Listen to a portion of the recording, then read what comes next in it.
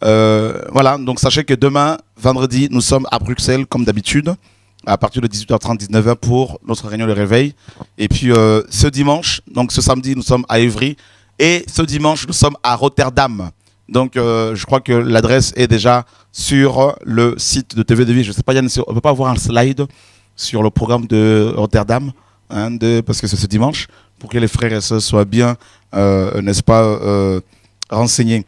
Voilà, donc nous allons vous partager pendant quelques minutes sur les caractéristiques de l'église de Satan sur terre. Satan a aussi son église, n'est-ce pas? Et Christ a son église, Satan aussi a son église, comme vous le savez, et ses ministères. Donc comment faire pour reconnaître une vraie église? Comment faire pour différencier la vraie église de la fausse? N'est-ce pas? C'est simple, nous allons vous donner, d'après ce que la parole nous dit, hein, donc quelques clés, hein, quelques détails qui vont vous permettre de pouvoir facilement et, voilà, discerner, différencier tout ça. Et la vraie église de la fausse. Alors nous sommes dans Matthieu chapitre 7. C'est un passage que beaucoup connaissent. Matthieu 7, donc le message du maître sur le mont des Oliviers. Et verset 15. Gardez-vous des faux prophètes. Ils viennent à vous en vêtements de brebis, mais au-dedans d'eux, ce sont des loups ravisseurs. Vous les reconnaîtrez à leurs fruits. Cueille-t-on des raisins sur des épines ou des figues sur des chardons? Tout arbre, tout bon arbre porte de bons fruits, mais le mauvais arbre porte de mauvais fruits. Un bon arbre ne peut porter de mauvais fruits, ou un mauvais arbre porter de bons fruits. Tout arbre qui ne porte pas de bons fruits est coupé et jeté au feu. C'est donc à leurs fruits que vous les reconnaîtrez. Voilà, il est question de reconnaître, de différencier la vraie église de la fausse. Et nous allons nous servir de cette parole, de ce passage, comme la base de notre message de ce soir. Donc le thème de ce soir, c'est les caractéristiques de l'église de Satan. Satan existe, Satan a son église, Satan a ses ministres, Satan a ses prophétesses, ses prophètes, Satan a ses ministres. Donc la parole le dit clairement. Allons voir cela dans 2 Corinthiens, un autre passage que vous connaissez déjà, n'est-ce pas? Si vous êtes lecteur de la parole, lecteur de la Bible, nous sommes dans 2 Corinthiens chapitre 11. Et nous lisons à partir du verset, n'est-ce pas, 13. Ces hommes-là sont des faux apôtres, des ouvriers trompeurs, déguisés en apôtres de Christ. Et cela n'est pas étonnant puisque Satan lui-même se déguise en ange de lumière. Il n'est donc pas étrange que ces ministres aussi se déguisent en ministres de justice. Leur fin sera selon leurs œuvres. Donc nous apprenons ici que Satan a des faux apôtres. Des apôtres, donc qui sont bien sûr faux apôtres. D'accord? Donc écoutez bien l'enseignement. Cette parole, cette vidéo, vous pouvez également la diffuser massivement afin d'éclairer les frères et sœurs, les enfants de Dieu, d'éclairer vos enfants, vos parents, vos frères et sœurs, vos amis qui sont dans ces églises, mes amis, où Satan règne. Donc Satan a une église. Nous avons vu que c'est par leurs fruits que l'on peut facilement les reconnaître. Donc on nous reconnaît aussi, nous les enfants de Dieu, au travers par nos fruits. Voilà, donc nous sommes dans Apocalypse. D'accord? Donc on apprend que Satan a des ouvriers trompeurs qui se déguisent. Et on va revenir sur Matthieu 7 tout à l'heure.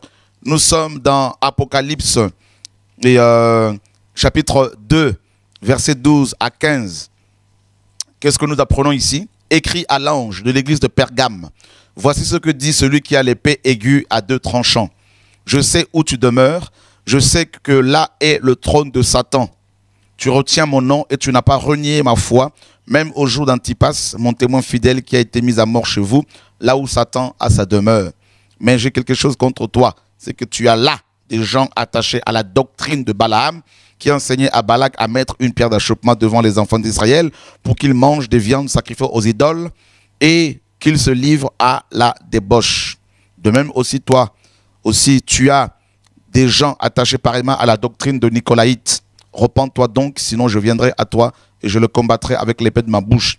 Que celui qui a des oreilles entende ce que l'Esprit dit aux églises. À celui qui vaincra, je donnerai de la manne cachée et je lui donnerai un caillou blanc. Et sur ce caillou est écrit un nom nouveau que personne ne connaît, si ce n'est celui qui le reçoit.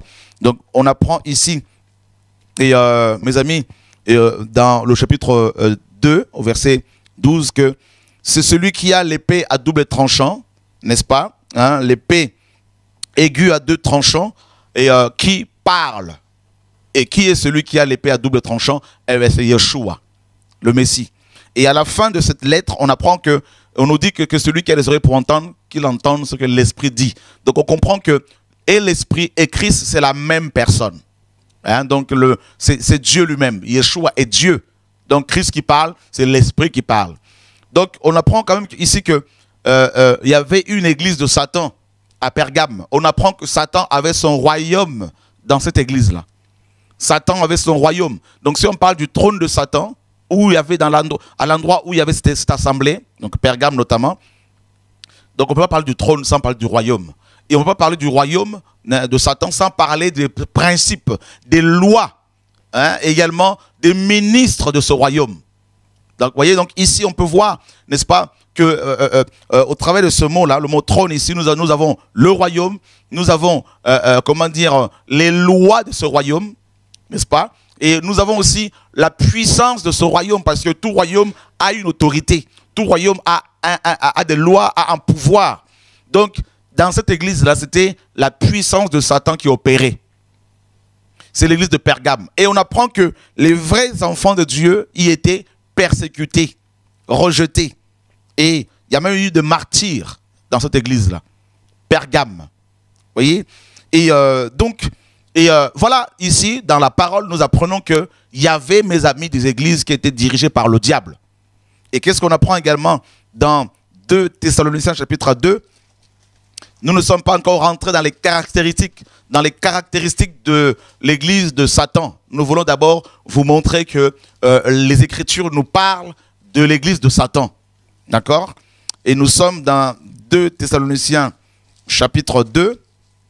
Nous lisons à partir du verset 1er, un autre passage que vous connaissez.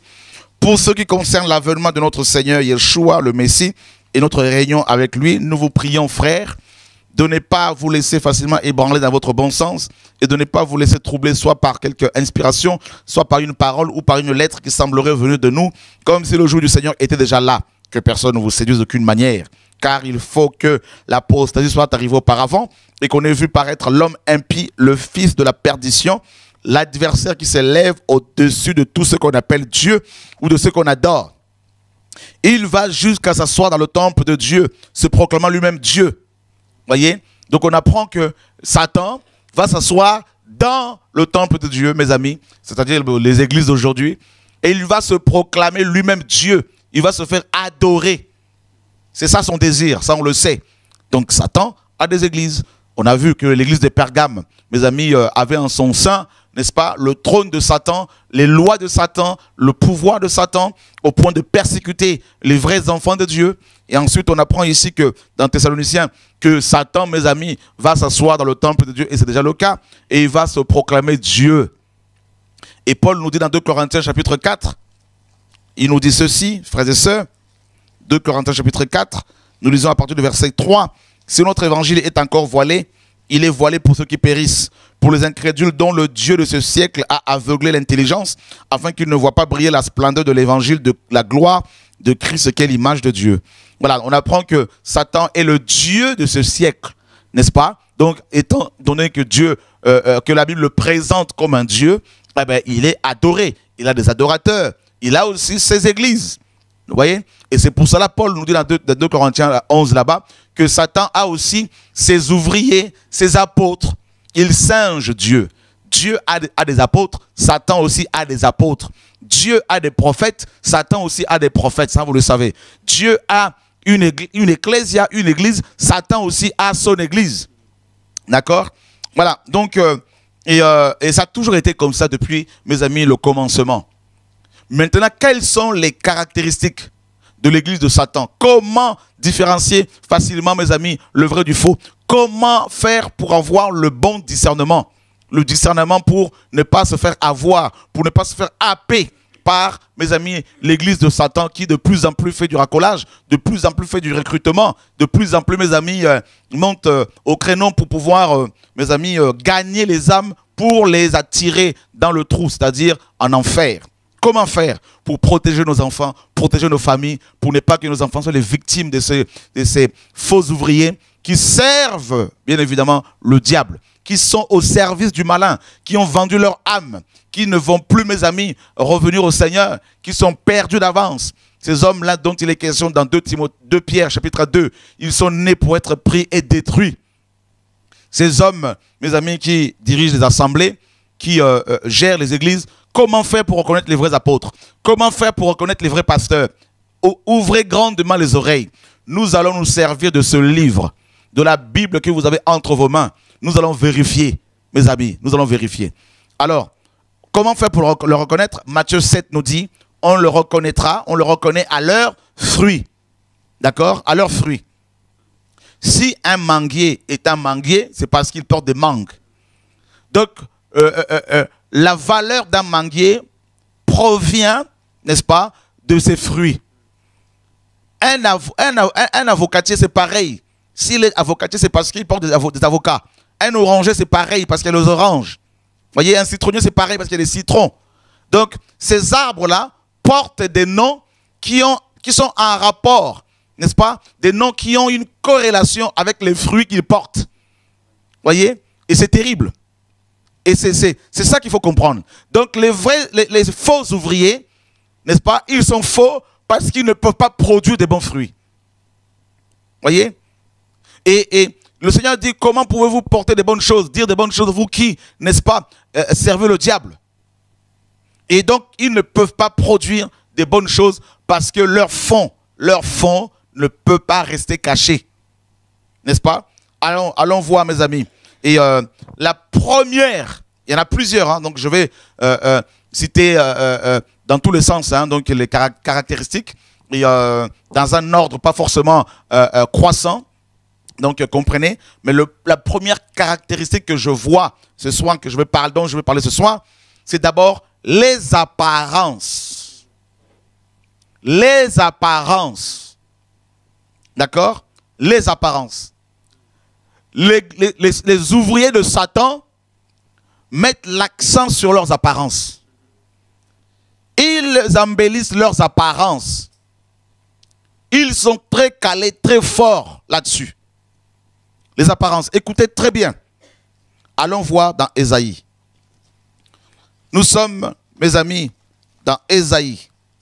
Nous sommes dans la Bible, hein? Nous ne sommes pas dans un autre livre. Pour ne pas dire que je reprends d'autres choses. Voilà. Et nous sommes dans Ésaïe 53. Yann, est-ce que tu peux nous faire la lecture du verset 1er au verset 3? Qui a cru à ce qui nous était annoncé? Qui a reconnu le bras de l'Éternel? Il s'est élevé devant lui comme une faible plante, comme un rejeton qui sort d'une terre desséchée. Il n'avait ni beauté, ni éclat pour attirer nos regards, et son aspect n'avait rien pour nous plaire. Ok. On peut s'arrêter là. C'est parfait. D'accord? On peut s'arrêter là. On nous dit que Jésus n'avait ni beauté, ni éclat. Hein? Donc, le mot éclat ici, signifie aussi parure, littéralement. Donc, Jésus n'avait pas une parure extérieure, n'est-ce pas, pour attirer les gens. Le mot éclat ici signifie aussi gloire, gloire charnelle. Voyez, les apparences. Il n'avait ni beauté ni éclat. Alors, regardez bien les pasteurs d'aujourd'hui. La plupart embellissent leur image. Voilà pourquoi ils font beaucoup de photos. Photoshop. Les apparences. On dit bien les apparences sont trompeuses. La langue française, mes amis, la langue de Molière, est une belle langue. Et les apparences. Alors, quelle était l'apparence, hein, de Yeshua? Et on apprend ici, et c'est bien dans dans la Bible de Martin, il est dit qu'il n'avait pas une apparence, hein, attirante pour attirer. Voyez, on nous dit clairement ici, Jésus n'avait ni beauté ni éclat pour attirer nos regards. Hein? Et dans d'autres versions, il est dit pour se faire désirer par nous. d'accord, de manière charnelle. Et son aspect n'avait rien pour nous plaire. C'est-à-dire, c'est pour cela qu'il a été dédaigné, n'est-ce pas, nous dit la parole. C'est pour cela, donc le verset 3, hein, donc nous l'avons dédaigné, nous n'avons fait de lui aucun cas. Pourquoi? Parce qu'il n'avait rien pour attirer les gens. Au point où, quand Judas, pour que Judas, mes amis, quand il a trahi le Seigneur, qu'est-ce qu'il a fait? Il a dit aux sacrificateurs, aux soldats, celui à qui je donnerai un baiser, c'est celui-là, arrêtez-le. Parce que Jésus pouvait être facilement, mes amis, se fondre dans la foule. Voyez? Donc il n'avait aucune apparence pour attirer les gens. Écoutez bien l'enseignement. Si vous avez le même Jésus, vous ne pouvez dire que dire Amen à la parole. Donc, la première caractéristique de l'église de Satan, de l'église du diable, de l'église de Lucifer, c'est l'apparence soigneuse de ses ouvriers. Donc, on a vu déjà que Jésus, notre maître, n'avait pas d'apparence. Et mes amis, et Paul dira même que on peut même le lire, frères et sœurs. Nous sommes dans Galates. Hein? Donc, Paul, disciple du Seigneur. Hein? Et Dieu est bon, frères et sœurs. Dieu est magnifique. Alléluia, gloire à Dieu. Dieu parle à son peuple, frères et sœurs. Les écailles vont tomber de vos yeux afin que vous soyez complètement libérés. Au nom de Yeshua. Alléluia. Paul, voilà. Merci Seigneur. Et voilà. Alors, on va d'abord, nous sommes dans Galates 6. Et nous allons lire à partir du verset, Yann, à partir du verset 11 jusqu'au verset voilà, 16. Voyez avec quelle grande lettre je vous ai écrit de ma propre main. Tous ceux qui veulent se rendre agréables selon la chair vous contraignent à vous faire circoncire, uniquement afin de n'être pas persécutés pour la croix de Christ. Car les circoncis eux-mêmes n'observent point la loi, mais ils veulent que vous soyez circoncis pour se glorifier dans votre chair. On peut s'arrêter là. Tous ceux qui veulent se rendre agréables selon la chair. Voilà les apparences. Donc, dans l'église de Satan, les hommes qui la composent veulent se rendre agréables selon la chair. Donc voilà pourquoi l'accent est mis sur les apparences. D'abord sur les apparences de l'homme qui prêche. Chez les catholiques, vous avez vu, c'est les soutanes. D'accord? Les toges.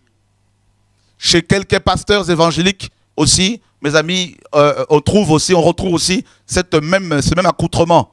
Donc des toges, des soutanes. Chez certains pasteurs, c'est le collet clérical.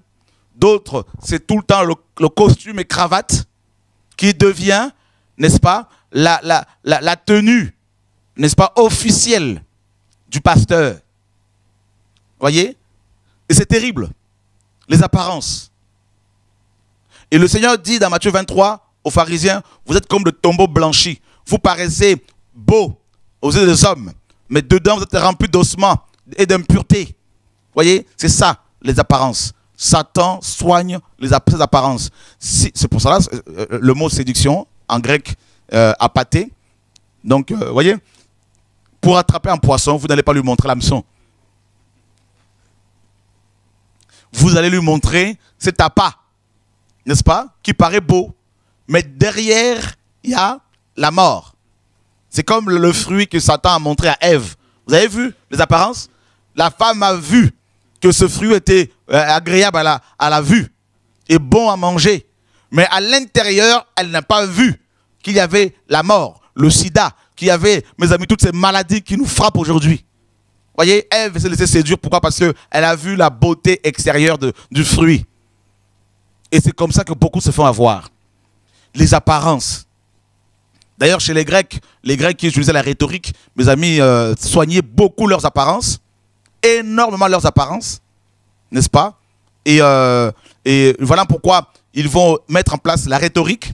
N'est-ce pas? Avec l'éthos qui faisait appel, mes amis, à l'apparence du prédicateur, le pathos aux émotions, la rhétorique, donc, et l'argumentation, c'était le logos, la parole. Vous voyez, et l'éthos faisait appel aux émotions. aux émotions et à l'apparence, pardon. Donc les débatteurs de l'époque, chez les Grecs, les sophistes, habillés souvent en soutane.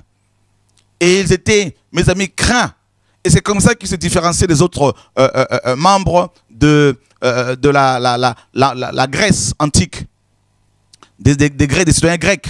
Donc ils étaient constamment habillés en soutane, et ils étaient craints, respectés, ils allaient partout avec leurs, mes amis, pupitres, tout ça, pour répéter par cœur, hein, donc, répéter les vers d'Homère. Donc ils étaient beaucoup respectés. Et on retrouve malheureusement cette coutume, cette tradition, cette culture grecque dans les églises de Satan aujourd'hui, où l'accent est mis sur la rhétorique, l'accent est mis sur les apparences, n'est-ce pas? Et voilà, nous sommes dans 2 Timothée chapitre 3. 2 Timothée chapitre 3, nous lisons le verset, à partir du verset 1er jusqu'au verset, n'est-ce pas, 6. Sache que dans les derniers jours, il y aura des temps difficiles, car les hommes seront égoïstes, amis de l'argent, fanfarons, hautains, blasphémateurs, rebelles à leurs parents, ingrats, irréligieux, insensibles, déloyaux, calomniateurs, intempérants, cruels, ennemis des gens de bien, traîtres, emportés, enflés d'orgueil, aimant le plaisir plus que Dieu, ayant l'apparence de la piété, mais reniant ce qui en fait la force. Éloigne-toi de ces hommes-là. Il y en a parmi eux qui s'introduisent dans les maisons et qui captivent de faibles femmes chargées de péché, agitées par des passions de toute espèce. Voilà. Ayant l'apparence de la piété, mais reniant ce qui a fait la force. Vous avez vu? Donc, regardez bien, mes amis, la nature, l'état de cœur de ces hommes, dont l'apparence est soigneuse. On nous dit qu'ils sont, mes amis, blasphémateurs, rebelles à leurs parents, ingrats. Ils ont oublié d'où ils sont. Ils oublient qui les a formés. Alors que les vidéos sont sur le net. Ils oublient d'où ils sont sortis. Pourquoi? C'est des voleurs, des impudiques. Et c'est comme ça. Regardez Judas. Judas a oublié d'où il est sorti. Il est allé vendre son maître. Regardez mes amis Géasi. Il a oublié d'où il est sorti. Il est parti avec la lèpre. Voyez? Regardez Corée, Abiram. Dieu dit dans Ésaïe, Israël ne connaît pas son possesseur, son Dieu, son maître. Alors que les animaux connaissent leur possesseur. N'est-ce pas? Dans Ésaïe chapitre 1er. Et c'est ça, mes amis, la réalité. Mes amis, aujourd'hui dans nos pays, beaucoup de ceux qui se disent chrétiens ne sont pas chrétiens. Beaucoup de ceux qui se disent pasteurs ne le sont pas. Apôtres, prophètes, docteurs. Et comment le reconnaître? Regardez d'abord leur apparence. Ensuite, regardez l'apparence de leur bâtiment d'église. Comment c'est embelli. Avec de la couleur pourpre. Avec de l'or. Regardez comment le tapis, il y a du tapis, du marbre partout. Voyez les apparences. Ils soignent leurs apparences. Et Paul dit ici, ils ont l'apparence de la piété. Quand on le regarde extérieurement, on se dit, oh, quel homme de Dieu. Oh, quel bâtiment d'église. Vous avez vu dans Apocalypse 17, quand Jean a vu la beauté de cette femme, Jean en était étonné. Et l'ange lui dira, pourquoi l'admires-tu? Parce que le verbe étonner ici, mes amis, il faut aussi admirer. Jean était déjà apôtre, hein, mais il a quand même admiré Babylone. Pour vous montrer à quel point Babylone est séduisante. Frères et sœurs, c'est terrible. Si on n'est pas tout le temps avec le Seigneur, on peut se laisser emporter. C'est un vent qui déracine, mes amis, certaines personnes. Les apparences. Et c'est le contraire de ce que Jésus avait, de ce que Jésus faisait. Paul même disait que certaines personnes lui ont témoigné presque du mépris en le voyant. Et la plupart des hommes authentiques que Dieu a suscités ont tout le temps été rejetés à cause de leur apparence. La Bible dit que parmi les gens que Dieu a appelés, il n'y a pas beaucoup de nobles. Dieu a choisi les choses viles du monde. Souvent, ils sont méprisés, rejetés. Qui pouvait croire les femmes 2000 ans avant? Et Dieu, Yeshua n'a pas choisi des hommes, mes amis, lettrés. C'était des hommes sans instruction, nous dit la parole, dans Actes. Souvent. Voyez, frère? Et c'est terrible. Dieu a choisi dans 2 Rois 7, 4 lépreux. pour nourrir toute une ville qui était affamée. Tout un pays. Qui pouvait croire que le réveil pouvait venir de 4 lépreux? Mes amis, les apparences. Combien de gens ne passent-ils pas à côté de leur bénédiction parce qu'ils s'arrêtent sur les apparences? Oh non, c'est un noir. Oh non, c'est un blanc. Oh non, c'est un chinois à cause du racisme, tout ça. Oh non, c'est des Antillais. Oh non, c'est un Congolais, c'est un Zaïrois, tout ça. Voilà les langages que nous tenons. Pourtant, Dieu, mes amis, qui est à l'intérieur n'est pas congolais. Dieu qui est à l'intérieur n'est pas blanc. Dieu qui est à l'intérieur n'est pas noir. Il n'est pas chinois, il n'est pas rouge, il n'est pas jaune. Dieu est esprit. Voyez, frère? Ce n'est pas la maison qui est importante, c'est ce qu'il y a à l'intérieur, frères et sœurs. Ce n'est pas le contenant, c'est le contenu qui importe. Voyez? C'est ça qu'il faut comprendre. Et nous sommes une tente qui contient Dieu. Pas dans sa totalité, bien sûr, mais une partie. Et c'est pour cela qu'il ne faut pas s'arrêter sur les apparences. Regardez le prophète Samuel, quand il arrive à Bethléem, et qu'il a vu Eliab, un gars costaud, un grand militaire, un vaillant homme. Il dira, certainement, c'est celui-là que Dieu a oint. Celui-là que Dieu a appelé. Et Dieu lui dira, oh bon prophète, ne t'arrête pas sur son apparence. L'homme regarde à ce qui frappe le regard. Mais moi, Dieu, je regarde au cœur. Voyez, frères et sœurs, oh, que Dieu nous aide. L'église de Satan a misé sur les apparences. Voilà, les apparences. Et nous sommes dans une génération où tout est beau. La génération de l'imagerie. Tout est, avec Photoshop, tout est embelli. On voit des photos des pasteurs qui prennent des positions. Mes amis, c'est comme des stars. Oh, ce sont des faux prophètes. Si Élie était aujourd'hui sur terre, il refuserait les photos. Frères et sœurs, c'est terrible. Et la Bible nous dit que Yeshua n'avait rien pour attirer nos regards. Donc ces photos de Jésus que vous avez là, ce sont des photos de démons. C'est un démon, ce n'est pas le vrai Jésus. Frères et sœurs, c'est terrible. Donc les apparences sont trompeuses. Voyez frère, c'est terrible. Donc ça c'est la première caractéristique. Et regardez les pharisiens, ils mettaient de longues robes. Voyez? Et quand les gens le voyaient, ils disaient, oh, ce sont les hommes de Dieu. Oh, c'est un homme de Dieu. Aujourd'hui, si vous allez dans les églises d'aujourd'hui, si vous y allez en babouche, en tongs, en claquette, on va vous faire asseoir au fond de la salle. Et si vous êtes en costume et cravate, bien habillé, bien parfumé, on vous fait asseoir devant. Allons voir Jacques. Qu'est-ce que Jacques, notre frère, nous dit? Nous devons aimer la parole, frère. Satan va être démasqué encore au nom de Jésus. Dieu est bon. Oh Seigneur, sauve-nous. Le Seigneur est glorieux. Le Seigneur nous enseigne sa parole. Au nom de Yeshua. Alléluia. Nous sommes dans Jacques, chapitre 2. Merci Seigneur. Chapitre 2, Yann, à partir du verset 1er. Mes frères, que votre foi en notre glorieux Seigneur Jésus-Christ soit exempte de tout favoritisme. Supposez, en effet, qu'il entre dans votre assemblée un homme avec un anneau d'or et un habit magnifique. Un anneau d'or et un habit magnifique. On peut dire ici costume et cravate. Soutane. Hein? Habit de marque. Jacques était à la page, mes amis. Là. Il est toujours à la page. On continue. Et qu'il y entre aussi un pauvre misérablement vêtu. Oh, dans la parole, il y a tout, Yann. Hein? Amen. Amen. Misérablement vêtu. On continue. Si, tournant vos regards vers celui qui porte l'habit magnifique, vous lui dites, toi, assis-toi ici à cette place d'honneur. Et si vous dites au pauvre, toi, tiens-toi là, debout. Ou bien, assis-toi au-dessous de mon marchepied. Ne faites-vous pas en vous-même une distinction et n'êtes-vous pas des juges aux pensées mauvaises? Écoutez, mes frères bien-aimés, Dieu n'a-t-il pas choisi les pauvres aux yeux du monde pour qu'ils soient riches en la foi et héritiers du royaume qu'il a promis à ceux qui l'aiment? Et vous, vous avilissez le pauvre? N'est-ce pas les riches qui vous oppriment et qui vous traînent devant les tribunaux? N'est-ce pas eux qui outragent le beau nom que vous portez? Voilà. Voilà, frères et sœurs. Jacques était clair, hein? Jacques a été transporté, mes amis, transporté par l'Esprit jusqu'à notre génération. Il a vu les églises de Satan. Il a vu comment les hommes en costume et cravate, en soutane, sont assis devant. Les hommes et les femmes magnifiquement habillés sont assis, mes amis, devant. Il a vu comment les pauvres, misérablement vêtus, sont relégués, mes amis, à la dernière place. Jacques a vu tout ça. Voilà, aujourd'hui, mes amis, l'état de nos églises. Voilà pourquoi même beaucoup de pasteurs africains vont éclaircir leur peau, mes amis, sur les apparences. Ils ont des beaux sourires sur leurs photos ou sur leur site internet. Regardez bien, avec leurs femmes, comment ils sont tout beaux. Les apparences, c'est le diable qui règne là-dedans. Là.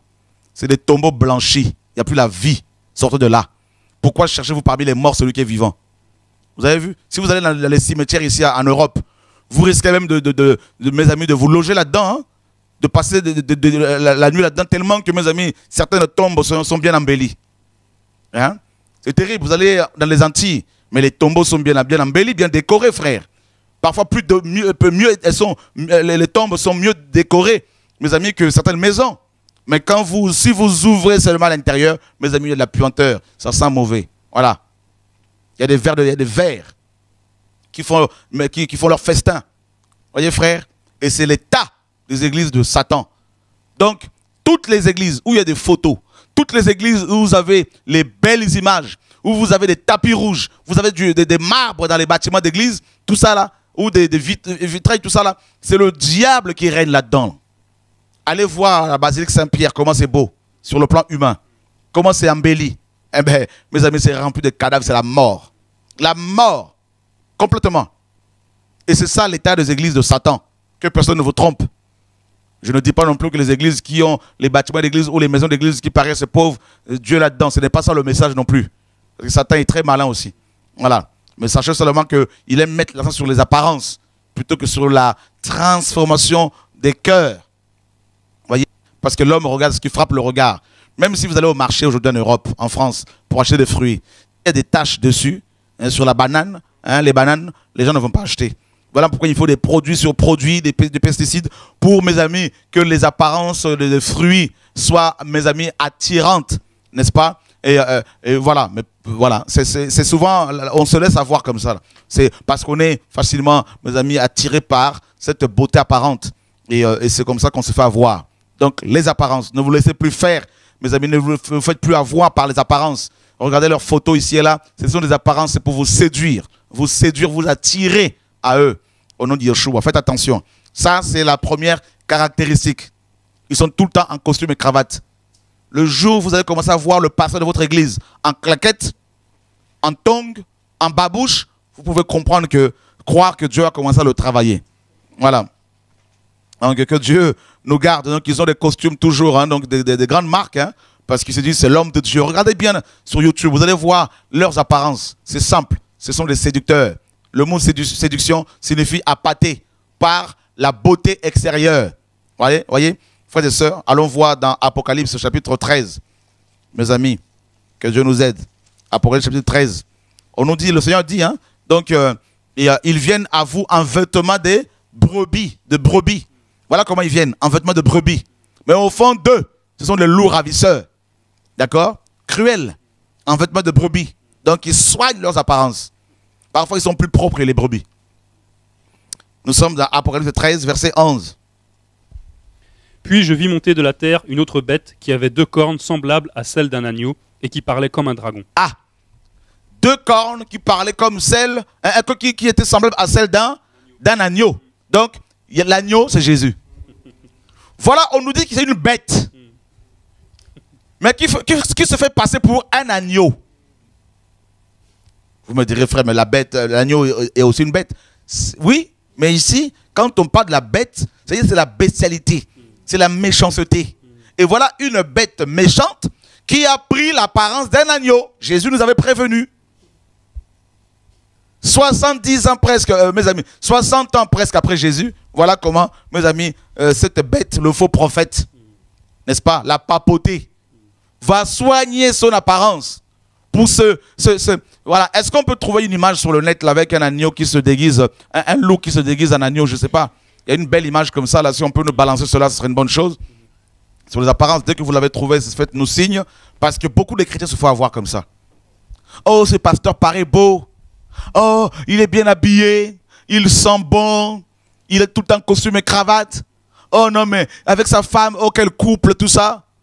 Faites attention, le diable est derrière. Il nous dit que la bête en question, qui avait 2 cornes, hein, c'est-à-dire ici, les cornes représentent l'autorité. D'accord? Cette bête manifestait une autorité qui était semblable à celle de Christ. D'accord?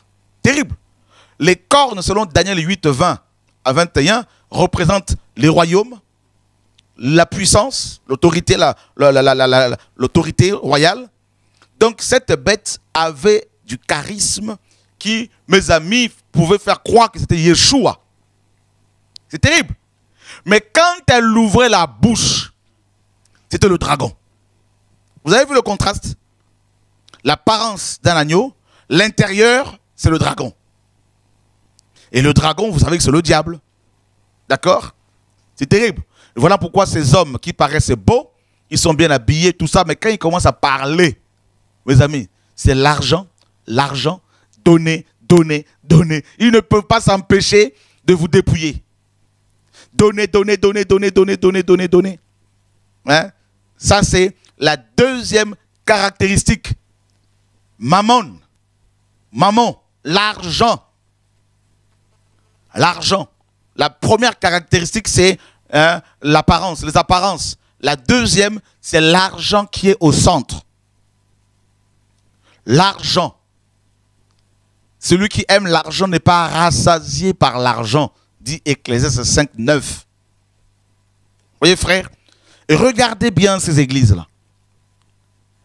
Toutes les églises qui sont endettées, écoutez bien, toutes les églises qui ont des dettes, Dieu n'est pas là-dedans. Si votre église est endettée, prenez vos jambes à vos coups, quittez-la. Dieu n'est plus là-dedans. Jésus avoir des dettes? Non. Je n'ai pas vu dans la Bible une seule assemblée qui était endettée. Elle marchait par la foi. Chaque jour, Dieu leur donnait leur pain quotidien. Donc, quand c'est des dettes, cela veut dire que Dieu n'approuve pas ce ministère. Je ne parle pas de la prospérité financière, attention. Mais Dieu n'approuve pas ce ministère-là qui sont endettés. Il y en a qui ont eu des dettes de 41 000 euros. Ils disent que c'est à cause de la dîme. Parce qu'il n'y a plus la dîme. Parce que Dieu n'est plus avec toi. C'est aussi simple que ça. Voilà. Les dettes. Et ensuite, ils vont parler de l'argent, l'argent, l'argent. Donnez, donnez, donnez, donnez, matin, midi, soir. Ils mettent plusieurs paniers devant vous. Donnez, donnez, donnez. Et donc, dans dans cette doctrine-là, mes amis, de Mammon, ou Mammon, il y a aussi le côté, mes amis, commerce. Donc, la vente des produits dérivés de la Bible. La vente des Bibles, donc les librairies chrétiennes, soi-disant, tout ça, là, ce n'est pas dans la Bible. C'est commercial. C'est le serpent qui est derrière. C'est l'esprit de Mercure, le dieu du commerce, chez les Grecs, qui est derrière. Et hein, c'est cet esprit qui est derrière, mes amis, l'esprit de commercial. Donc, toutes les églises où l'on vous vend des livres, des CD, des DVD, des coffrets d'enseignement, c'est des églises de Satan. Il y en a qui vendent par ignorance, c'est vrai. Mais sachez seulement que l'esprit qui est derrière, c'est le diable. Voilà. C'est le diable. Pourquoi? Parce que Jésus, dans Jean 2, a chassé les vendeurs du temple. Nous sommes dans Jean, Yann. Donc, la deuxième caractéristique de l'église de Satan, c'est la cupidité, l'argent, l'amour de l'argent, n'est-ce pas? Tout ce qui est dîme, l'enseignement sur la dîme, l'enseignement sur les offrandes du prophète, c'est-à-dire il faut bénir l'homme de Dieu quand il prêche à tout prix. Et il faut donner une enveloppe à tout prix. On peut soutenir les frères et sœurs, il n'y a pas de problème. Mais de là à aller exiger une enveloppe parce qu'on a prêché, ça devient, ce n'est pas correct. Si les frères et sœurs eux-mêmes sont touchés par le Seigneur pour te soutenir, il n'y a pas de problème. Mais de là à aller exiger, avoir un cachet, hein, quand on va prêcher ici et là, c'est le diable qui est derrière, ce n'est pas le Saint-Esprit. Nous sommes dans Jean, mes amis. Nous vous donnons quelques, mes amis, caractéristiques hein, de l'église de Satan pour ne plus vous faire avoir. Jean chapitre 2. Et, hein, donc, merci Seigneur. Et voilà. Nous sommes au verset 13. La Pâque des Juifs était proche et Jésus monta à Jérusalem. Il trouva dans le temple les vendeurs de bœufs, de brebis et de pigeons et les changeurs assis. Ayant fait un fouet avec des cordes, il les chassa tous du temple, ainsi que les brebis et les bœufs. Il dispersa la monnaie des changeurs et renversa les tables. Et il dit aux vendeurs de pigeons, « ôtez cela d'ici, ne faites pas de la maison de mon père une maison de trafic. » Ok. Alors, il est dit ici que Jésus va trouver dans le temple. Il trouve quoi? Il trouve qui? il trouve les marchandises et les marchands. Il trouve un marché. Un marché, mes amis, rentable. Un commerce très rentable. Et j'aime la parole, hein. Il trouva dans le temple les vendeurs de bœufs, de brebis et de pigeons et les changeurs assis. C'est-à-dire établis, installés confortablement. Et c'est pour cela, dans nos églises, les marchands du temple sont installés confortablement. Tout pasteur qui vend ses livres, toute personne qui se dit chantre, musicien chrétien, qui vend ses CD est touché par le démon. Il est touché, cet homme, cette femme, ils sont touchés par l'esprit de Satan. Ils font partie de l'église de Lucifer. Et si Jésus revenait aujourd'hui, il va trouver quoi? Il va trouver qui? Il va trouver dans ces assemblées, mes amis, les tables de changeurs de monnaie, de vendeurs, de CD, de coffrets d'enseignement. Hein? C'est la même chose qui se reproduit. On le lit plutôt, on le lit par contre chaque jour, mais pourtant, on ne va pas, on ne comprend pas toujours. Il a fait un fouet, il les a chassés de là. Et qu'est-ce qui se passe 2000 ans après? Satan est revenu, il est venu, il a installé ses églises avec ses ouvriers. Ce sont ses commerçants. Hein? On balance l'image, merci mes amis. Voilà. Voilà cette image qui est très connue. Voilà un loup qui se dit apôtre, prophète et docteur, évangéliste, diacre ancien, bishop, archibishop. Voilà comment, ou encore Monseigneur. Hein? Ah, Monseigneur quand même. Il y a un seul Seigneur, mais il y a plusieurs Monseigneurs. C'est grave. Vous avez vu? Ils sont là bien installés. Et ça vend. Et ça vous vend. Et qui sont les commerçants? Vous y allez dans ces endroits. Vous allez dans ces endroits pourquoi? Pour acheter ou pour prier? Le Seigneur a dit, ma maison sera appelée une maison de prière. Mais vous, vous en avez fait une caverne des voleurs. Donc, du coup, on n'y va plus pour adorer, mais on y va pour acheter et vendre. Il y a même certaines assemblées africaines où des femmes vendent du manioc, de la chikwang, hein, des produits africains. Et d'autres assemblées européennes où, si vous invitez, mes amis, un prédicateur français de souche, il va venir avec, mes amis, son commerce, avec ses marchandises. Il vient avec ses livres qu'il a écrits, il vient avec ses PDF, il vient avec ses audios, avec ses DVD, avec ses CD. Et, mes amis, vous allez voir qu'à l'entrée de la salle, on va installer, mes amis, des stands. Hein, et on vous propose, mes amis, d'acheter toutes sortes de produits. Vous croyez que l'Esprit de Dieu derrière tout ça, c'est du commerce, c'est Babylone. Nous sommes dans Apocalypse 18. Yann, mon frère. Voilà la deuxième caractéristique de l'église de Satan. Les gens aiment l'argent, les gens prêchent sur la dîme, les gens vendent des objets là-dedans. Quittez ces églises, prenez vos jambes à vos coups, courez, quittez, vous irez en enfer sinon. Nous sommes dans Apocalypse 18. Verset 1er. Après cela, je vis descendre du ciel un autre ange qui avait une grande autorité, et la terre fut éclairée de sa gloire. Il cria d'une voix forte, disant « Elle est tombée, Babylone la grande. Elle est devenue une habitation de démons, un repère de tout esprit impur, un repère de tout oiseau impur et odieux, parce que toutes les nations ont bu du vin de la fureur de sa débauche, que les rois de la terre se sont livrés avec elle à la débauche, et que les marchands de la terre se sont enrichis par la puissance de son luxe. Et j'entendis du ciel une autre voix qui disait « Sortez du milieu d'elle, mon peuple, afin que vous ne participiez point à ses péchés, et que vous n'ayez point de part à ses fléaux. Car ses péchés se sont accumulés jusqu'au ciel, et Dieu s'est souvenu de ses iniquités. Payez-la comme elle a payé, et rendez-lui au double selon ses œuvres. Dans la coupe où elle a été versée, versez-lui au double. Autant elle s'est glorifiée et plongée dans le luxe, autant donnez-lui de tourments et de deuil. Parce qu'elle dit en son cœur, je suis assise en reine, je ne suis point veuve et je ne verrai point de deuil. À cause de cela, en un même jour, ces fléaux arriveront, la mort, le deuil et la famine, et elle sera consumée par le feu, car il est puissant, le Seigneur Dieu, qui l'a jugée. Et tous les rois de la terre, qui se sont livrés avec elle à la débauche et au luxe, pleureront et se lamenteront à cause d'elle quand ils verront la fumée de son embrasement. Se tenant éloignés, dans la crainte de son tourment, ils diront « Malheur, malheur, la grande ville, Babylone, la ville puissante, en une seule heure est venu ton jugement. » Et les marchands de la terre pleurent et sont dans le deuil à cause d'elle, parce que personne n'achète plus leur cargaison.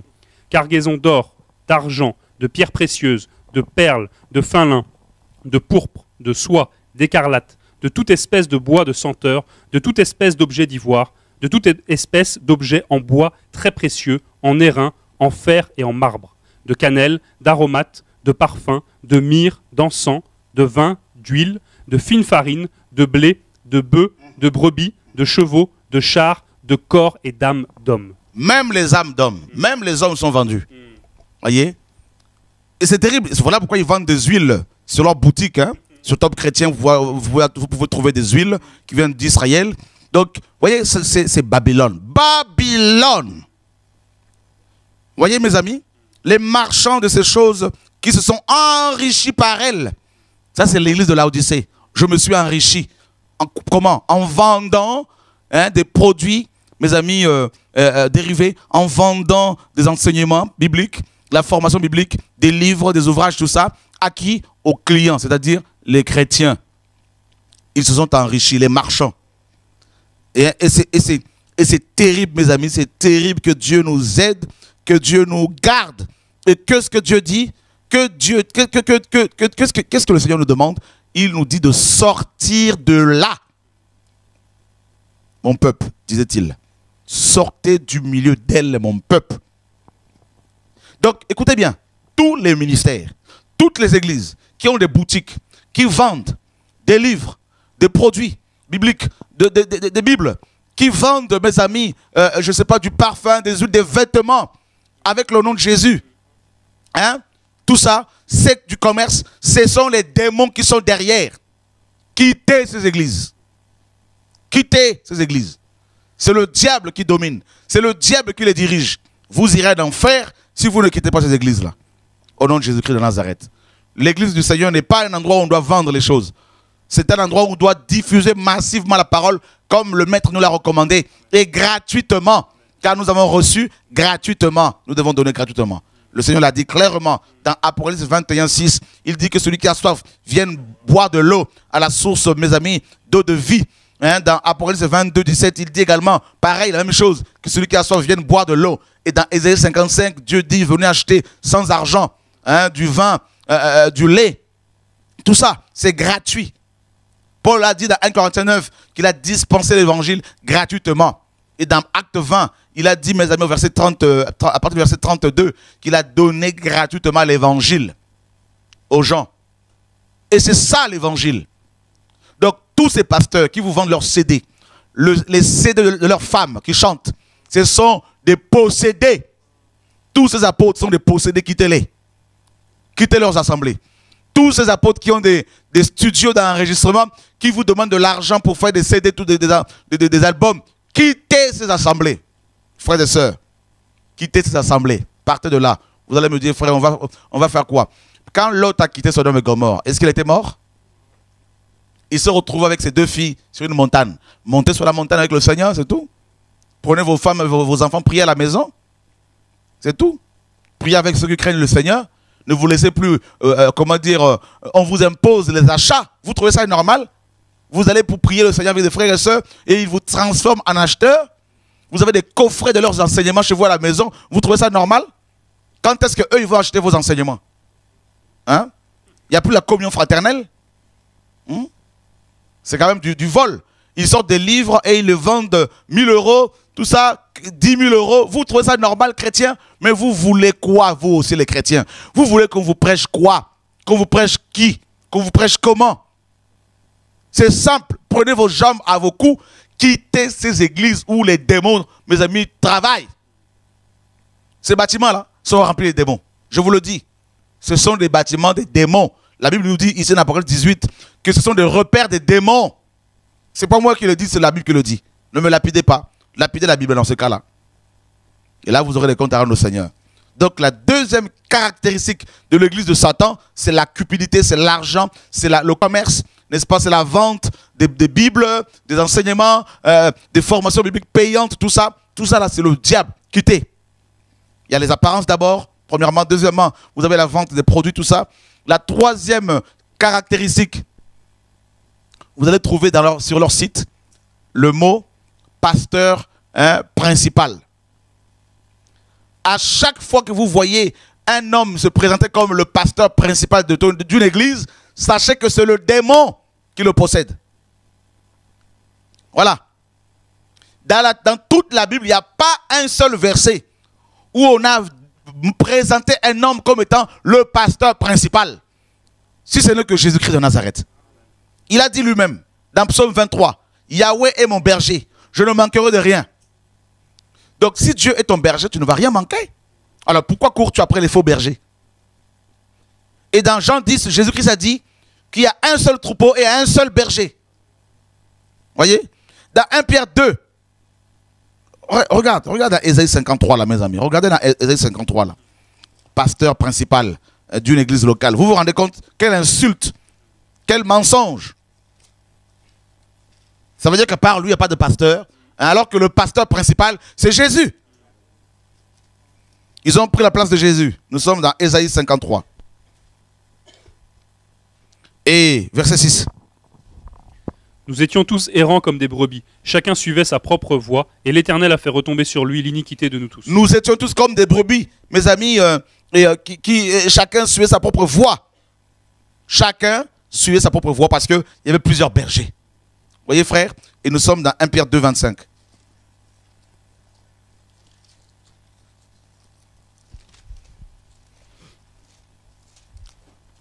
« 1 Pierre 2, 25. Car vous étiez comme des brebis errantes.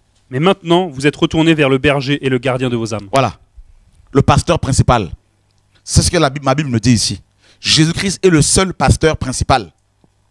N'est-ce pas? Nous sommes retournés vers le souverain berger. Frères et sœurs.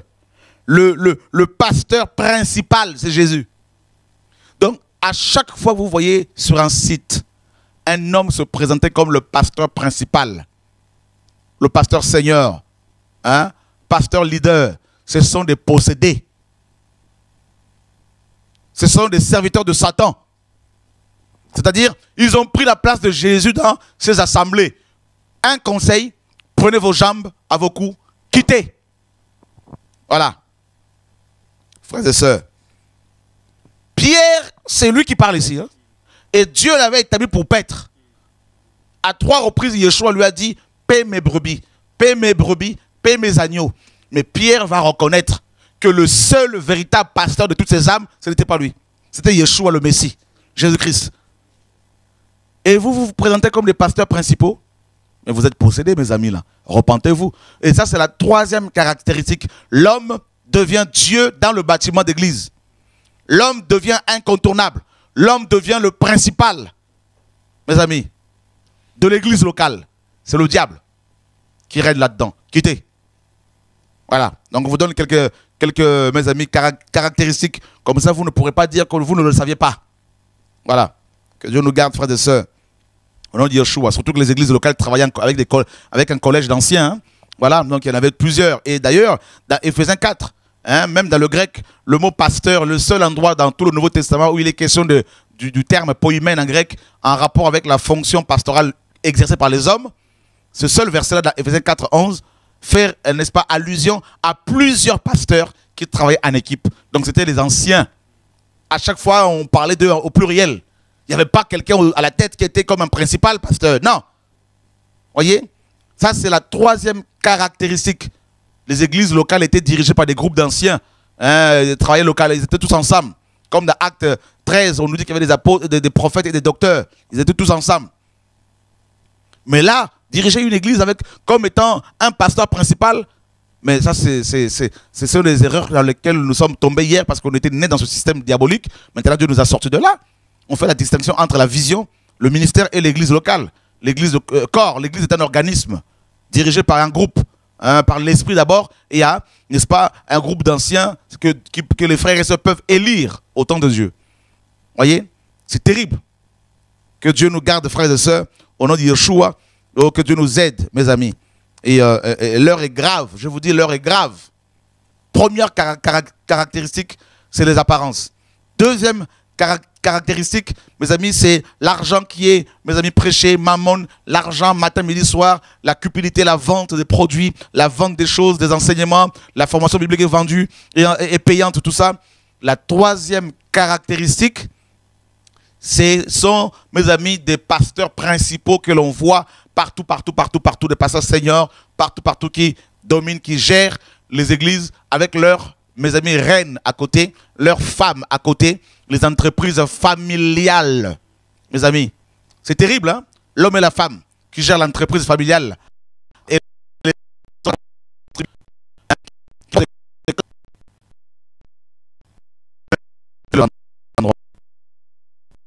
quatrième caractéristique.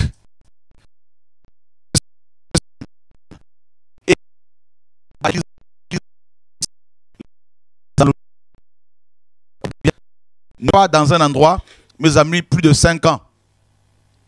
Voyez? Il n'y a aucun apôtre. Écoutez bien, vous qui me suivez, même vous qui me combattez. Il n'y a aucun apôtre dans la Bible, prouvez-moi le contraire, qui était resté dans une maison ou dans un bâtiment 10 ans. Plus de 5 ans. Ça n'existait pas. Alors pourquoi on vous appelle apôtre? Vous êtes des apôtres par rapport à quoi? Vous êtes accrochés à ce titre-là, hein? Pourquoi? Vous êtes restés dans ce bâtiment des années. Vous êtes devenus des véritables, mes amis, charlatans, voleurs, gourous, destructeurs des brebis, contrôleurs des brebis du Seigneur, comme des huissiers à qui l'on doit rendre compte. Voyez? Vous allez me dire, frère, et toi, pourquoi tu restes? Moi, je reste plusieurs années, je ne reste pas plusieurs années dans un endroit. Ici, là, on finit le programme de réveil, on va arrêter pour passer à autre chose. Un apôtre authentique ne reste pas confiné dans un bâtiment. 5 ans, tu es toujours là, apôtre, en costume et cravate. Tu n'es pas apôtre. Tu es un commerçant, tu es un contrôleur. Tu es en train de contrôler ton petit troupeau que tu ne veux plus voir aller prier ailleurs. Tu n'es pas contrôlé du Seigneur. Voilà. Il n'y a aucun apôtre.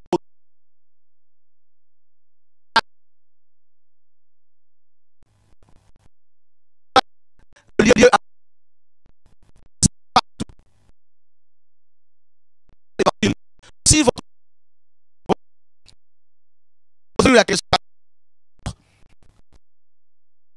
dans ce bâtiment, je dis plus de 100 ans, on va vous lâcher. Il va vous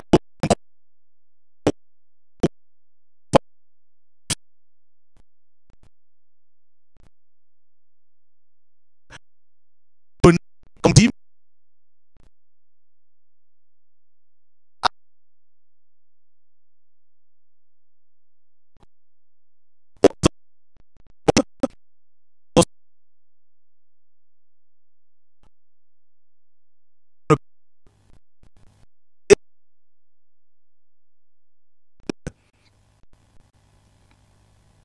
les apôtres ont travaillé pendant 4 ans à Jérusalem, Dieu les a dispersés. Quelque part, qui ont fait travailler 3 ans.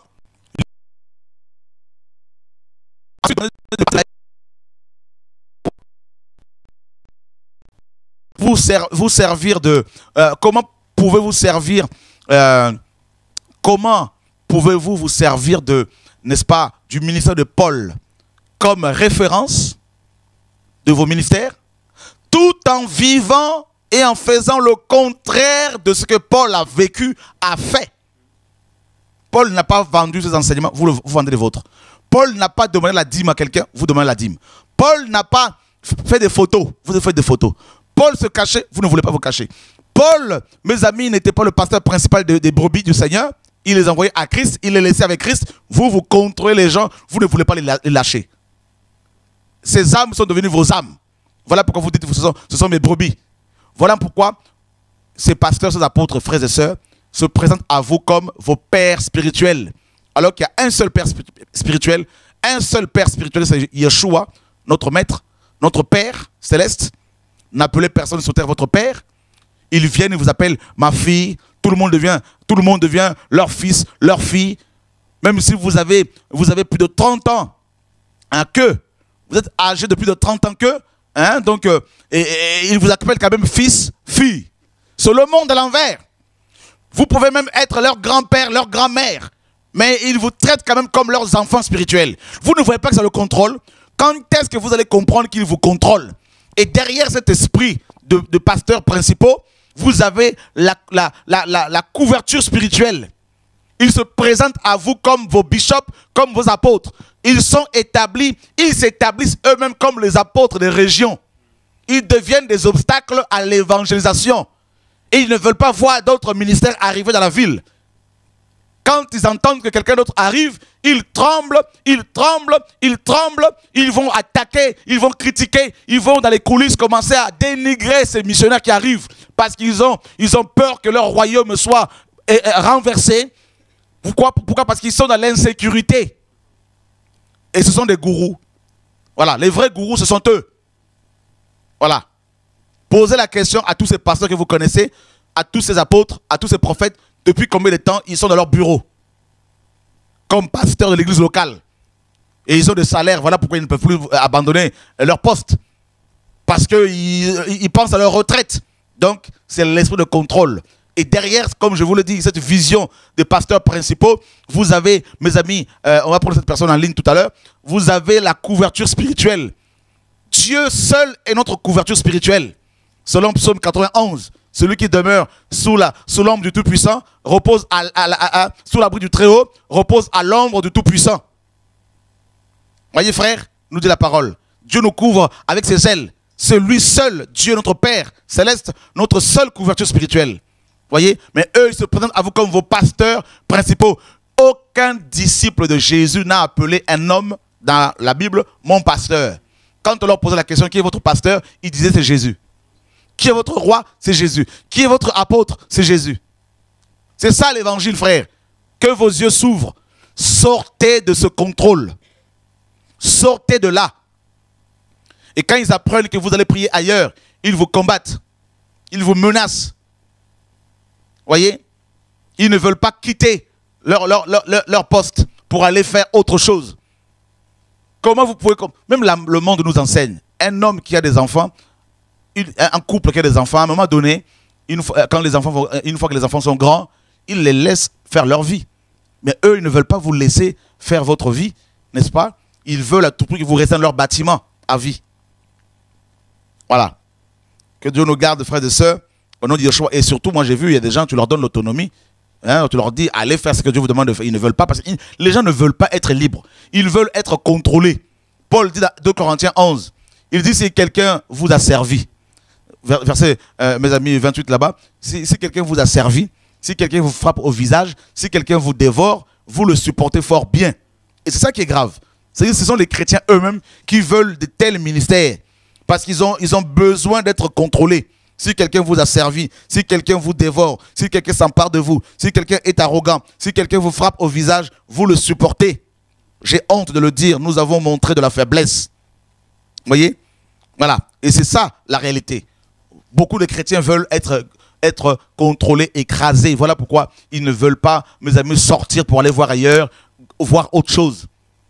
Depuis combien de temps vous êtes derrière votre pasteur? 10 ans, 15 ans, 20 ans, 30 ans? Mes amis? C'est grave. Ça, c'est la troisième caractéristique. Ce sont des hommes qui viennent à vous comme vos pères spirituels. Ils vont, mes amis, consacrer des gens au ministère partout, partout, partout, pour régner à la tête des églises à vie. Et c'est terrible. Paul implantait les églises et laissait ces églises complètement autonomes, complètement libres. Mais ces hommes ne veulent pas vous lâcher. Ils vont tourner et récolter l'argent des églises. Et ils sont comme des rois avec leur petit royaume partout. Ce sont des églises de Satan. C'est le diable qui règne. Vous n'êtes pas libres, frères et sœurs. Quatrième caractéristique, les fédérations d'églises. On va prendre d'abord quelqu'un en ligne. Allô, bonsoir. Oui, bonsoir, frère Chora. Bonsoir tout le monde. Allô, bonsoir. Oui, bonsoir toute l'équipe. Bonsoir. Vous m'entendez? Allô? Oui, bonsoir. Oui, bonsoir, bonsoir. Bonsoir tout le monde. Est-ce que vous m'entendez là? Oui, très bien. Parlez un peu plus fort, s'il vous plaît. D'accord, ok. En fait, ouais, c'était juste un petit rappel. Comme pendant que vous parliez, j'étais en train de me ressouvenir que le pasteur où j'ai grandi chez moi en Polynésie, c'est lui qui vous avait, enfin, j'avais déjà parlé de lui par téléphone avec vous en intervenant dans vos émissions. C'est celui qui vous a nommé, comment il vous avait nommé déjà, l'accusateur des frères. Allô? Ouais, l'accusateur des frères, Oui, déjà. oui, en fait, c'est comme ça qu'il t'avait surnommé. C'est ça, c'est ça, c'est ça. C'est ça. Mais qui est frère?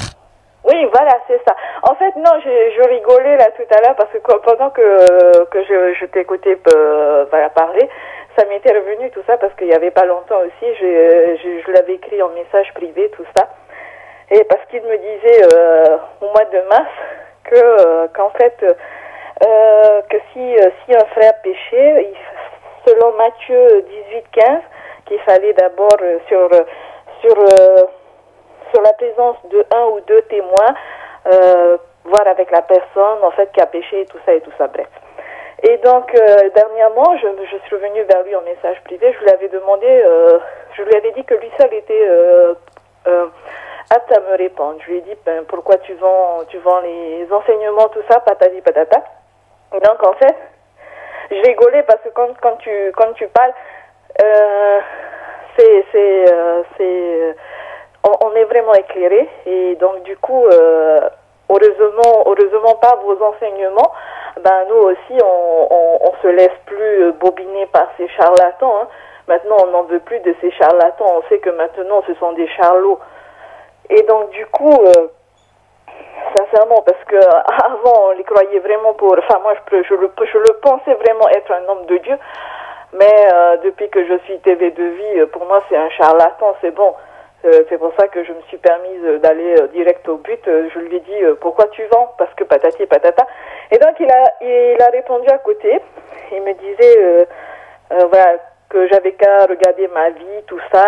Et puis bon, je sais que si Dieu me permet, un jour je le dénoncerai publiquement devant TV de vie parce que voilà c'est un charlatan. Il faut qu'il arrête de voler les chrétiens en Polynésie là-bas. Qui se fait passer pour un homme de Dieu. Donc je lui ai dit depuis toute jeune, on attend que tes prophéties se réalisent, mais de toutes tes prophéties, il n'y a pas une seule qui s'est réalisée. Donc du coup, il y a un problème là. J'ai dit donc ton Dieu est le Dieu de Shora. En fait, nous on croit tous en Dieu, on dit croire tous en Dieu, mais finalement on n'a rien chez vous. Donc je dis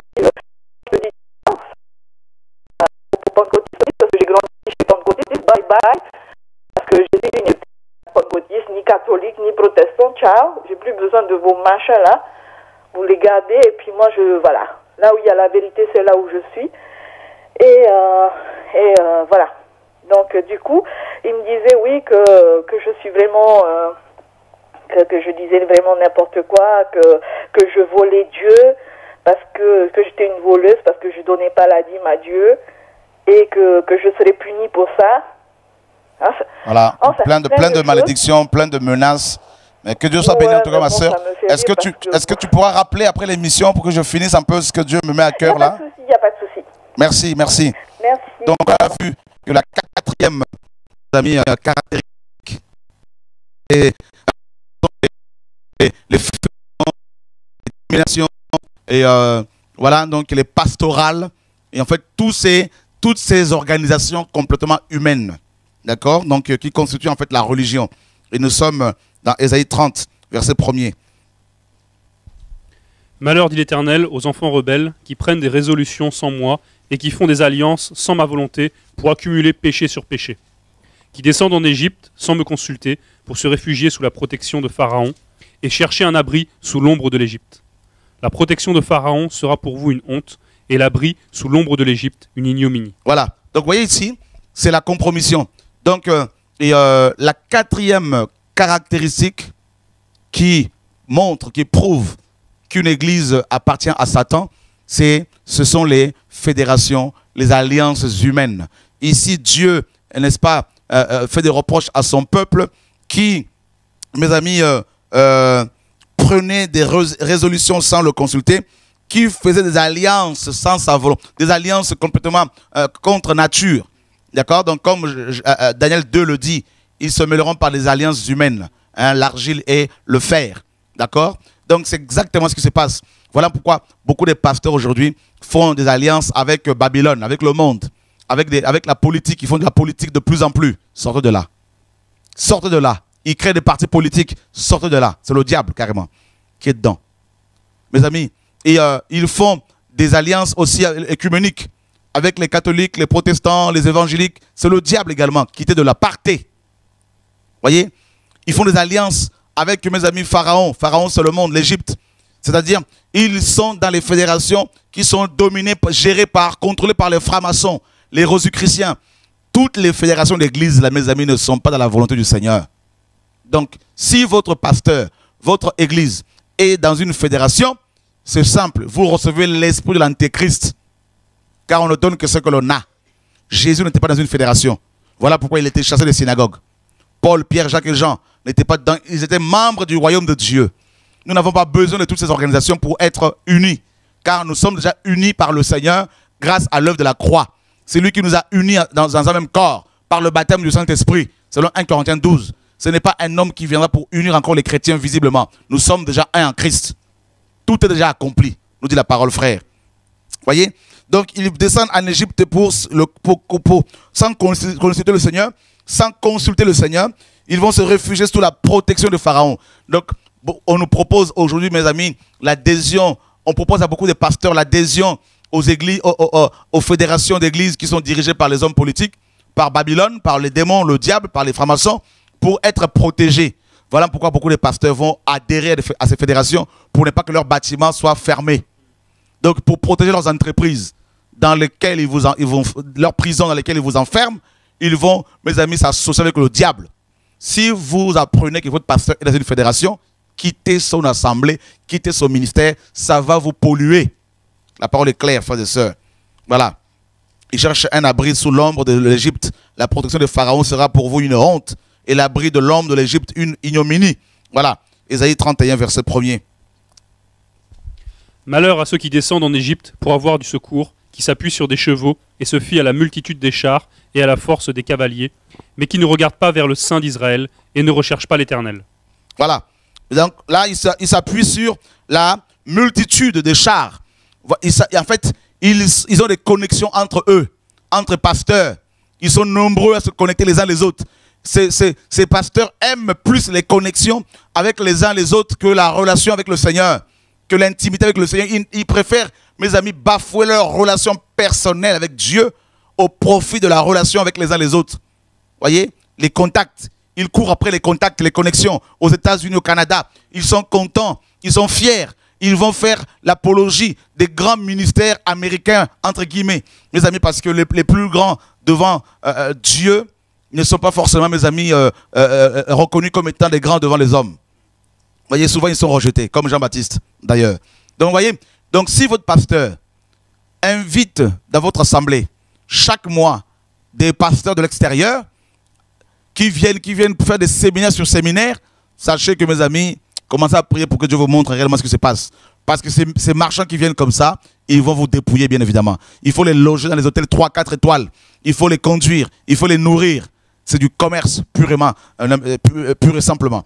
Vous voyez, c'est terrible, frères et sœurs, que vos yeux s'ouvrent. C'est comme domination. Mes amis catholiques, les églises de la manne cachée, la puissance de la croix, je ne sais pas quoi. Tout ça là, mes amis, tout ça là, ça vient de l'enfer. Ce sont des démons qui sont à la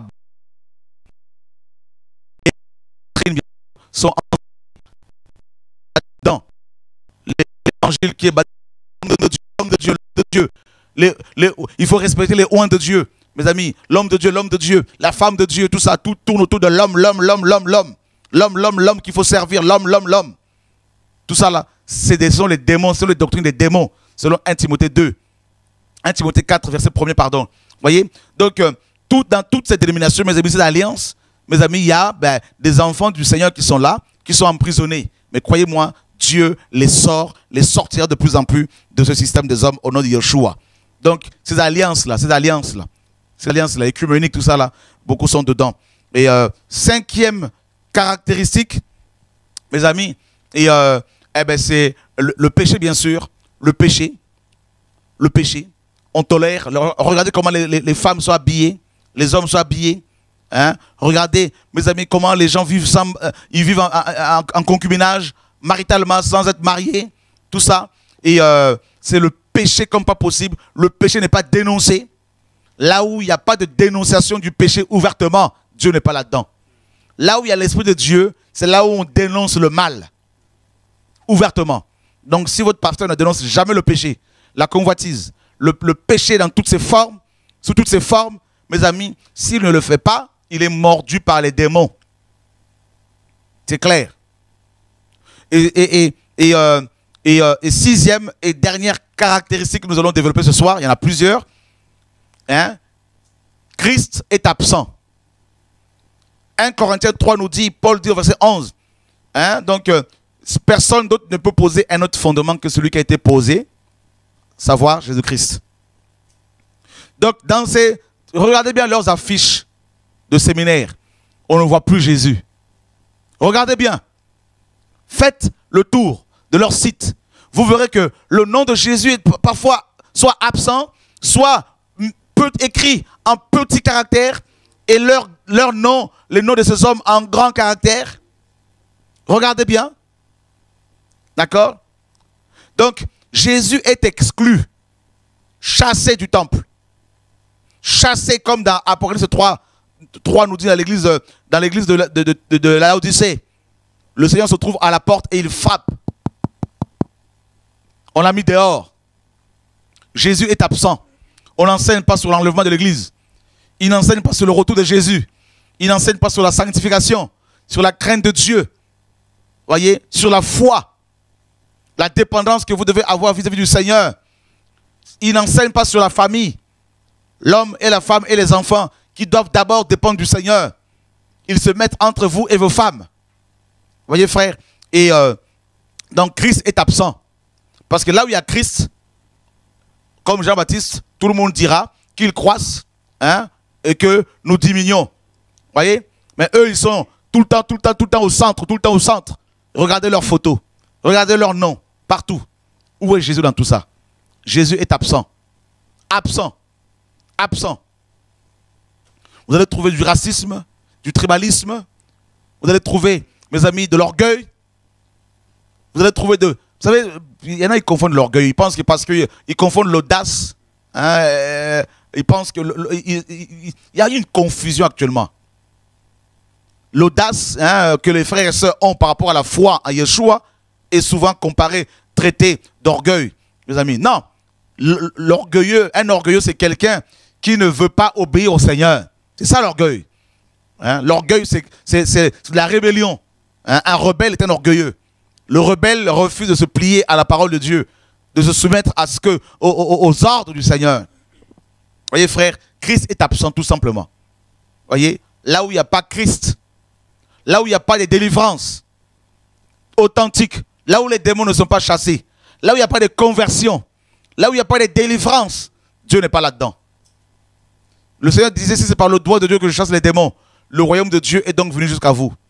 Voyez, frère, on peut vous donner plusieurs autres caractéristiques, mais ce soir, nous allons nous limiter là. Des mariages sont cassés.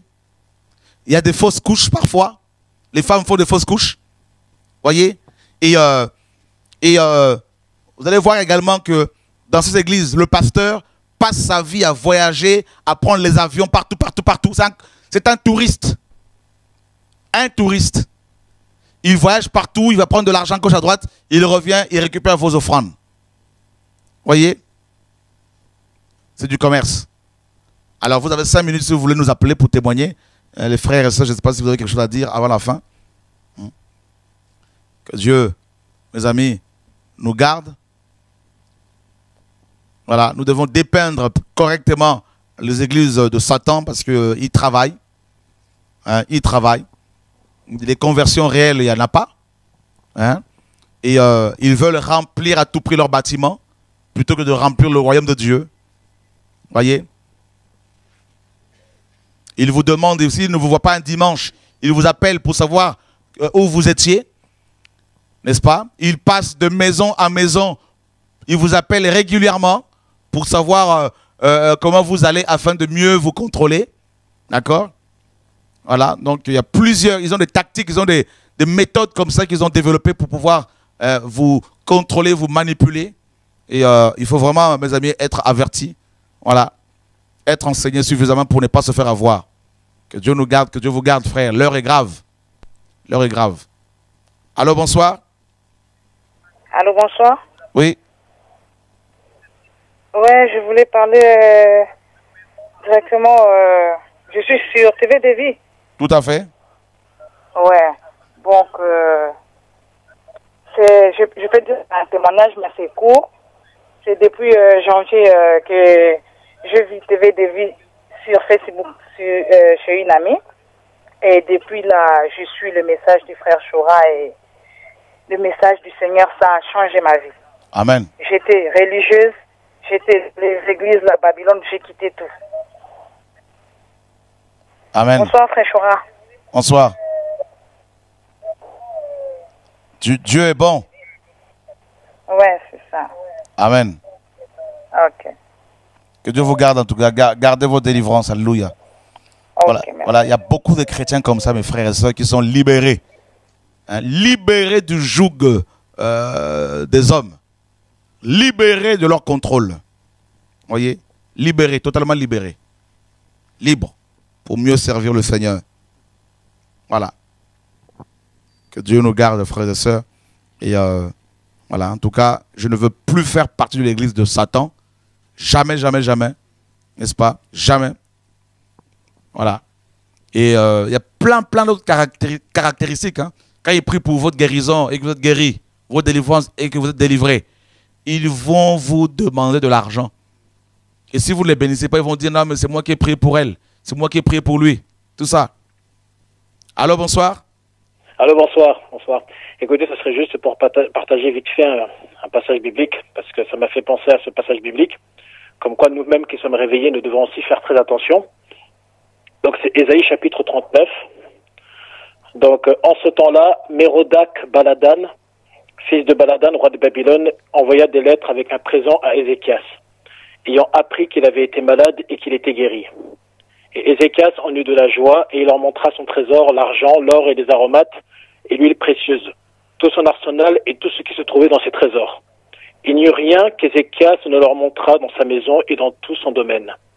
Puis le prophète Ésaïe vint vers le roi Ézéchias et lui dit « Qu'ont dit ces gens-là, et d'où sont-ils venus vers toi ?» Et Ézéchias répondit « Ils sont venus vers moi d'un pays éloigné, de Babylone. » Et Ésaïe dit « Qu'ont-ils vu dans ta maison ?» Et Ézéchias répondit « Ils ont vu tout ce qui est dans ma maison, il n'y a rien dans mes trésors que je ne leur ai montré. » Alors Ésaïe dit à Ézéchias « Écoute la parole de l'Éternel des armées. Voici les jours viennent où tout ce qui est dans ta maison et ce que tes pères ont amassé dans leurs trésors jusqu'à ce jour sera emporté à Babylone, et n'en demeurera rien de reste, dit l'Éternel.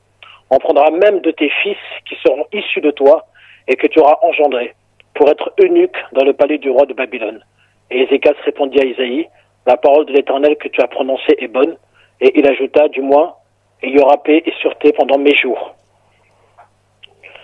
Donc en fait, quand on lit ce passage-là, on voit que Ézéchias, effectivement, il a été béni par l'Éternel, bien qu'il fut un temps malade.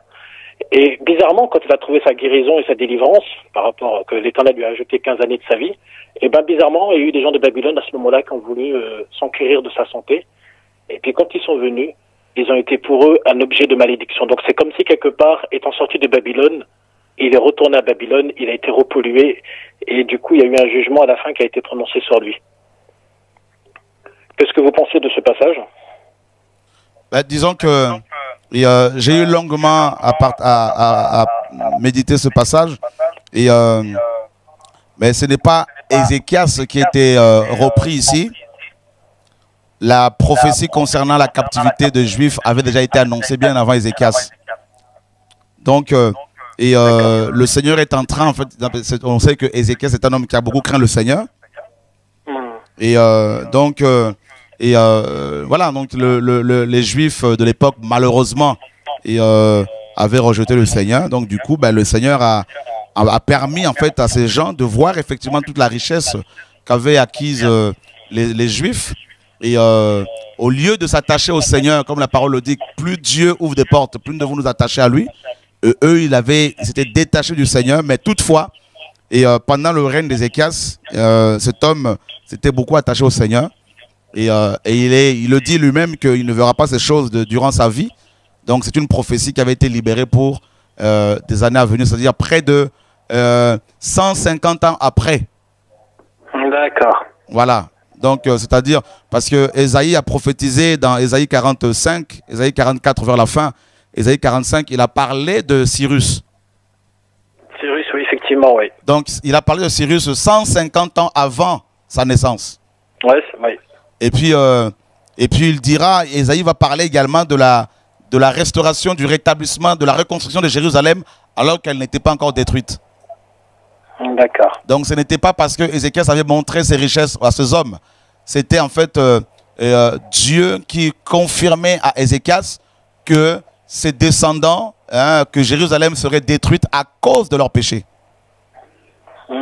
Donc lui-même n'a pas collaboré avec les gens de Babylone. D'accord.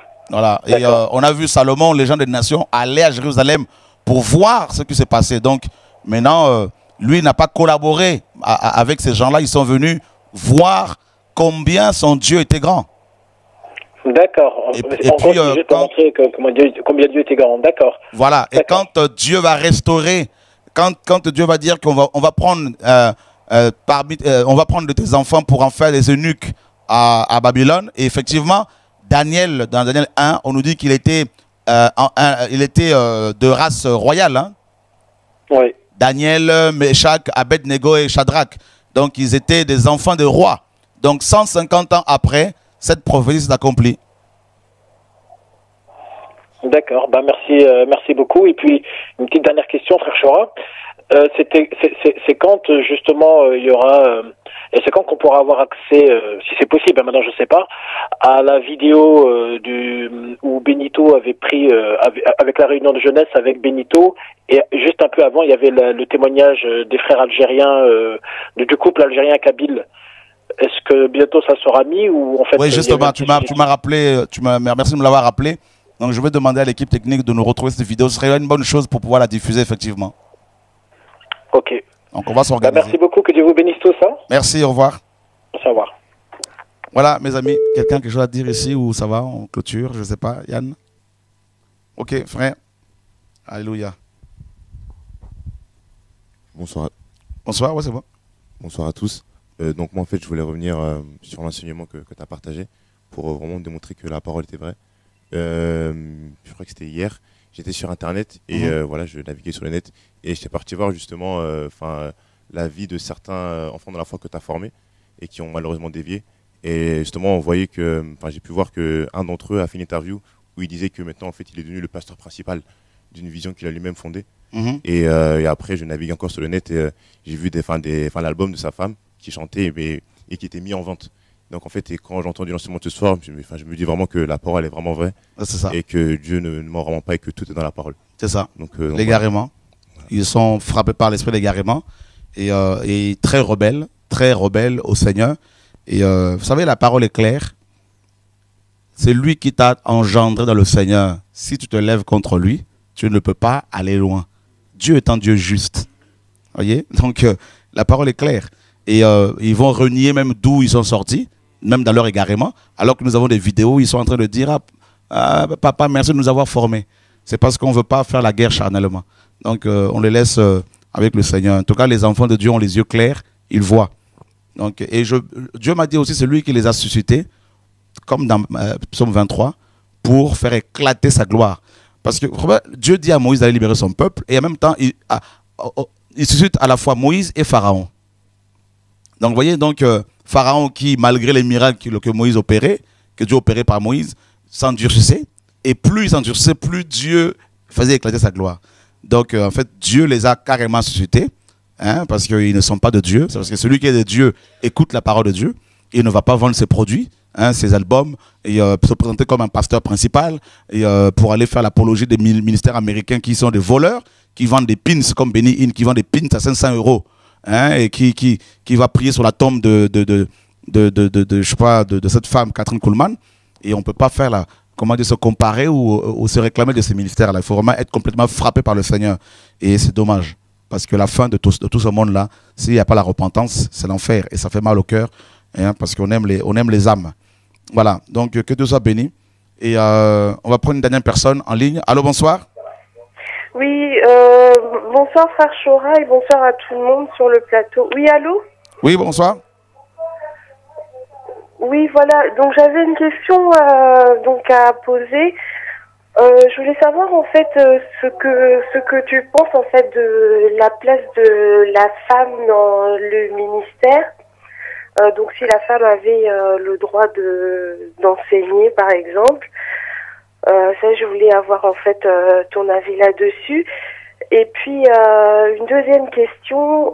Généralement en fait tous ces pasteurs en fait disent que lorsqu'une femme est appelée, forcément, l'époux aussi doit être appelé au ministère parce que la parole dit qu'une femme doit être enseignée par son époux.